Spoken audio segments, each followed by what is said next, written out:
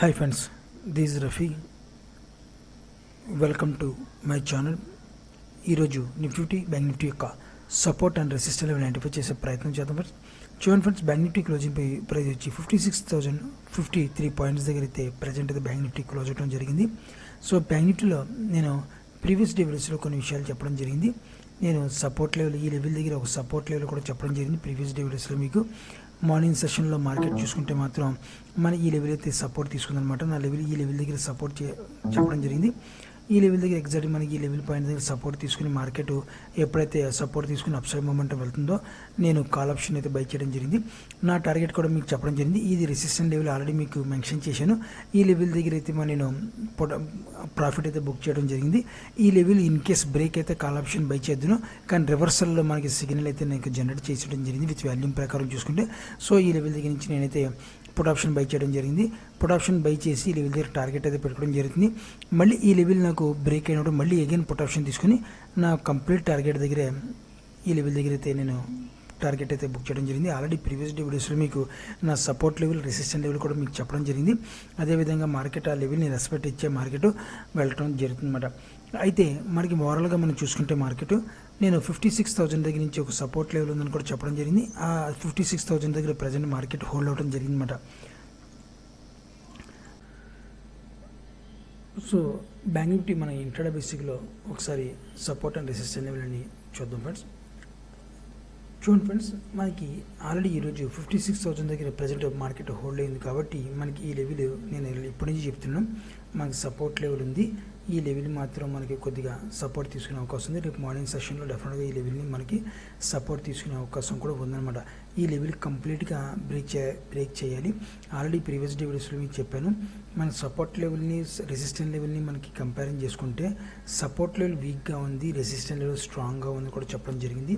మీకు already previous day 1 week బ్యాకే మీకు చెప్పాను. సో అదేవిధంగా మనం కంపేరింగ్ చేసుకుంటే అదే వీక్నెస్తో మార్కెట్ ప్రజెంట్ అయితే నిలబడింది కాబట్టి సపోర్ట్ లెవెల్ కూడా అదే విధంగా ఉంది కాబట్టి సో ఈ లెవెల్ ఇంట్రాడే బేసిక్లో బ్రేక్ చేసినట్టు చేసి కొద్దిగా ప్రాఫిట్ ఇస్తుంది. అది కూడా పర్టికులర్ వాల్యూమ్తో మనకి బ్రేక్ చేయాలి.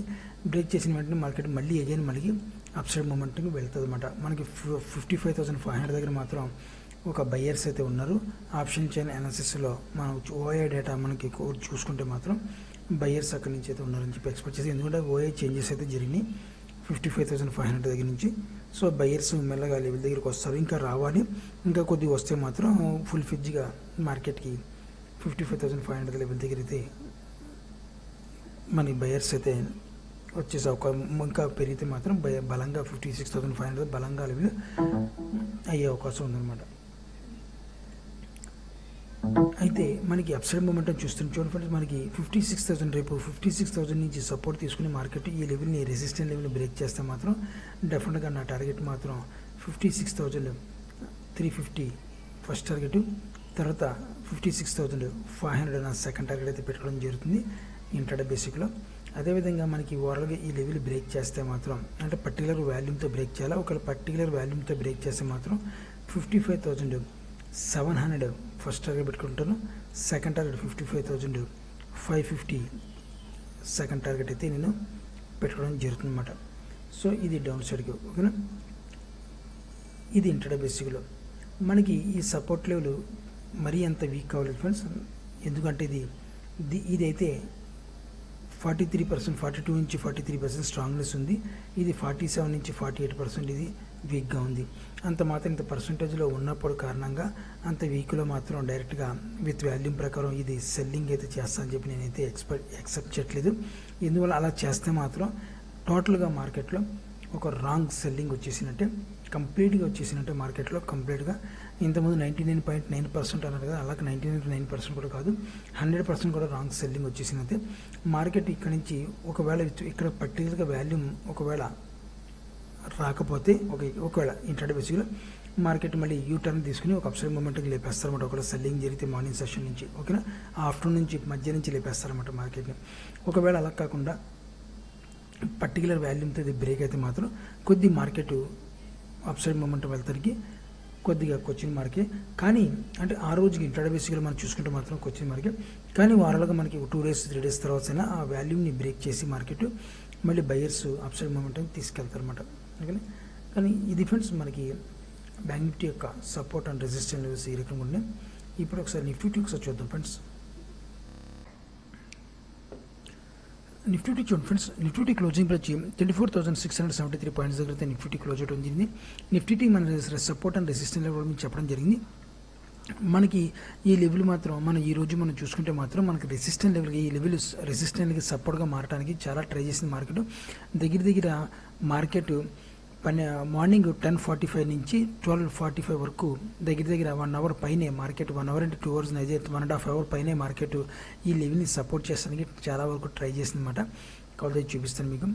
చూడండి ఫ్రెండ్స్, మనకి ఈ లెవెల్ రెసిస్టెంట్ లెవెల్ ఉంది కాబట్టి ఆ రెసిస్టెన్స్ సపోర్ట్గా మారాలి కాబట్టి ఆ సైజు మారడానికి వాల్యూమ్ సమకూర్చుకోవాలి కాబట్టి మార్కెట్ ఈ లెవెల్ని సపోర్ట్ చేసుకోవడానికి ట్రై చేసింది.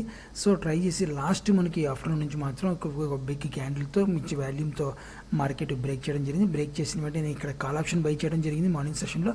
ఆ కాల్ ఆప్షన్ బై చేసిన వెంటనే నేను ఏం చేశానంటే కొద్దిగా మార్కెట్ సస్టైన్ చేసుకుంటుంది. ఎప్పుడైతే సస్టైన్ చేసుకుంటుందో మార్కెట్ అప్సైడ్ మూమెంట్ వెళ్తుందని చెప్పి అనుకున్నాను, కానీ వాల్యూమ్ అయితే జనరేట్ చేయలేదు. కానీ నేను ఎప్పుడైతే మనకి ఈ లెవెల్ బ్రేక్ అవుతుందో కాల్ ఆప్షన్ అయితే ఎగ్జిట్ అయిపోయాను, లాస్ట్లోనే ఎగ్జిట్ అయ్యాను నేను నిఫ్టీని. పుట్ ఆప్షన్ అయితే తర్వాత బై చేయడం జరిగింది. బై చేసి ప్రాపర్గా నా స్టాప్ లాస్ పెట్టుకోవడం జరిగింది. ఈ లెవెల్ బ్రేక్ అయిన వెంటనే డెఫినెట్గా ఈ లెవెల్ బ్రేక్ అవుతున్న వెంటనే నా టార్గెట్ అయితే ఈ లెవెల్ కూడా పెట్టుకోవడం జరుగుతుంది. టార్గెట్ హిట్ అయింది అనమాట. మార్నింగ్ సెషన్లో మనకి లాస్ వచ్చింది. ఆ లాస్ని కవర్ చేసి చిన్న ప్రాఫిట్లో మనకి ఈరోజు కన్వర్ట్ అవ్వడం జరిగింది అనమాట. సో అయితే అయిపోయిన దాని గురించి ఎవరైనా చెప్తే అవ్వదాని గురించి మాట్లాడదాం. సో రేపు మనకి ఎందుకు మార్కెట్ రాంగ్ సెల్లింగ్ అయితే మార్కెట్ జరిగింది కాబట్టి ఈ రాంగ్ సెల్లింగ్లో మార్కెట్ అప్సైడ్ మూమెంట్ వెళ్ళాలని కూడా చెప్తున్నాను. ఒకవేళ వెళ్ళే ప్రక్రియలో ఉంటే మాత్రం 24,700 కంప్లీట్గా బ్రేక్ అవ్వాలి. ఈ లెవెల్ బ్రేక్ అయితే మాత్రం డెఫినెట్గా మన టార్గెట్ 24,800 ఫస్ట్ టార్గెట్ పెట్టుకుంటాను. సో తర్వాత 24,850 సెకండ్ టార్గెట్ అయితే నా టార్గెట్ పెట్టుకోవడం జరుగుతుందన్నమాట. ఎందుకంటే వాలటిలిటీకి వెళ్ళే అవకాశం పాసిబిలిటీ ఉంటుంది. మార్కెట్ అడ్జస్ట్మెంట్ పరంగా వెళ్తుంది కాబట్టి మార్కెట్ వాలటిలిటీతో వెళ్ళాల్సిన అవసరం ఎంతైనా ఉంటుందన్నమాట. ఓకే, అయితే ఇప్పుడు ఒకసారి డౌన్ సైడ్ చూద్దాం ఫ్రెండ్స్. డౌన్ సైడ్ కూడా మనకు ఒకసారి టార్గెట్ చూద్దాం. సో డౌన్ సైడ్ చూడండి మనకి సపోర్ట్ లెవెల్ ఎప్పటి నుంచో మనకి మీకు చెప్తున్నా ఈ లెవెల్ నుంచి సపోర్ట్ లెవెల్ మార్కెట్ కంపల్సరీగా ఒక సపోర్ట్ చేసుకుంటూ ఈ లెవెల్ని సపోర్ట్ చేసుకుంటూ ఉంది. ఇది వీక్నెస్తో క్రియేట్ అయి ఉన్న సపోర్ట్ లెవెల్ అంత మాత్రాన అంత ఈజీగా బ్రేక్ అవ్వదు. ఒకవేళ లోయెస్ట్ వాల్యూమ్తో ఈ లెవెల్ బ్రేక్ అయితే మాత్రం డెఫినెట్గా మార్కెట్ మధ్య నుంచి ఒక అప్సైడ్ మూమెంట్ తీసుకెళ్ళిపోతారు. అలా కాకుండా ఒక స్ట్రాంగ్ వాల్యూమ్తో ఈ లెవెల్ బ్రేక్ అయితే మాత్రం కంటిన్యూగా ఈవినింగ్ వరకు మనకి సపోర్ట్ లెవెల్ వరకు అయితే ఈ లెవెల్ వరకు అయితే పెట్టుకోవడం జరుగుతుంది. టార్గెట్ విత్ మనకి ఎప్పుడు ఒక వాల్యూమ్ ఈ లెవెల్ దగ్గర వాల్యూమ్ జనరేట్ చేసుకుంటే ఈ సపోర్ట్ లెవెల్ మన రెసిస్టెంట్గా మారాలి కాబట్టి ఈ లెవెల్ బ్రేక్ అవ్వాలి కాబట్టి ఈ లెవెల్ దగ్గర పెట్టుకోవడం ఈ బ్రేక్ అయితే మాత్రం డెఫినెట్గా అవి కూడా వాల్యూమ్తో బ్రేక్ అవ్వాలి. బ్రేక్ అయితే మన టార్గెట్ ఈ లెవెల్ పెట్టుకోవడం జరుగుతుందన్నమాట. ఓకేనా,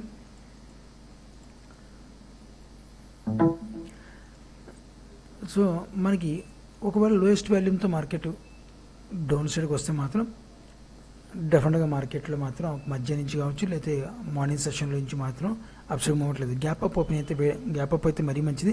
గ్యాప్ అప్ ఓపెన్ అయితే మాత్రం 24,700 మాత్రం ఒక రెసిస్టెంట్గా మారిపోయే అవకాశం ఉంటుంది. ఆ రెసిస్టెంట్ నుంచి మనకి మార్కెట్ అప్సైడ్ మూమెంట్ వెళ్తుంది. వాళ్ళు గ్యాప్ డౌన్ ఓపెన్ అయితే మాత్రం నియర్ ఈ లెవెల్ దగ్గర గ్యాప్ డౌన్ ఓపెన్ అయితే కాల్ ఆప్షన్గా బై చేస్తాను డెఫినెట్గా.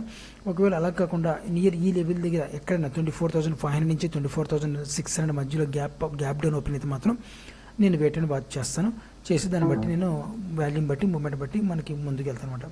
సో ఇది ఫ్రెండ్స్ నాకు నిఫ్టీ బై నిఫ్టీ నా యొక్క వ్యూ అయితే ఇది. మీరు కూడా ఆప్షన్లో ట్రేడ్ చేసి వెళ్తే జాగ్రత్తగా ట్రేడ్ చేస్తాను ఆశిస్తున్నాను. నా వీడియో వాచ్ చేసిన thank you friends, thank you very much.